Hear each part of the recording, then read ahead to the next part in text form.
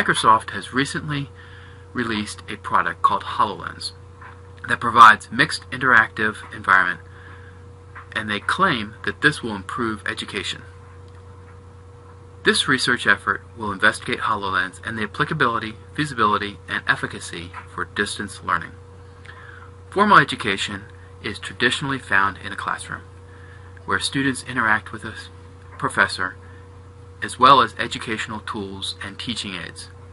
This environment is cost prohibitive and does not meet the demands of the new generation.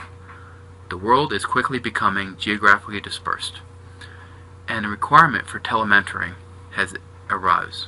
Mentorship through the use of technology or telementoring addresses this challenge. Up until quite recently, telementoring has been limited to audio and video conferences and pre-recorded lectures, such as those offered at Udacity.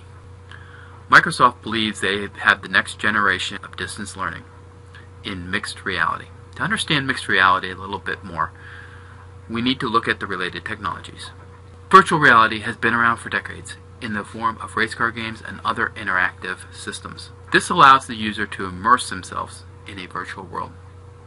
Augmented reality, such as Google Glasses, allows the user to see the world around them and provide context information.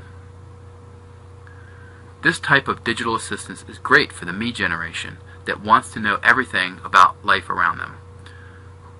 But there's more than that. Consumption of technology has grown, and HoloLens is closer to augmented reality, but the big difference here is that it maps the real world to virtual artifacts. Through investigative research techniques, we have discovered that HoloLens, or smart glasses, runs on a Windows 10 operating system. It uses input and output sensors and stereographic 3D optical headband display, providing a human-computer interface that combines voice, hand, and eye movements for system control. To support this, Microsoft uses a central processing unit for the operating system, a graphical processing unit for the display, a field programmable gate array for parallel processing, a holographic processing unit for 3D rendering, and camera interaction algorithms found on Xbox Connect for gestures. This technology-heavy integration allows for a new way of teaching. Every technology has its limitations. HoloLens does have a limited field of view. This means that only the area directly in front of the user contains the 3D artifacts. This takes away from the experience a little bit, but does not significantly impact the learning process. The fitting and comfort of the goggles still is under development, and everyone is different, so someday this will improve. Control and gesture training are clearly the largest obstacles. HoloLens is controlled through gestures as well as voice commands. This takes some getting used to. Eventually, the feel will be as natural as a mouse. The final observation was the opaque nature or transparent view.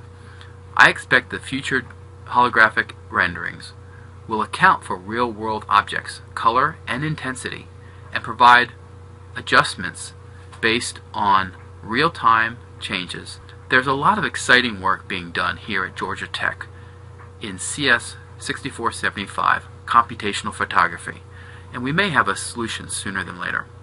In conclusion, this type of mixed reality has endless possibilities. Still immature, the ability to interact with humans and combine virtual objects with real-world artifacts is very exciting. The cost point is about $3,000, which puts it outside the realm for general users. However, this is perfect for academia.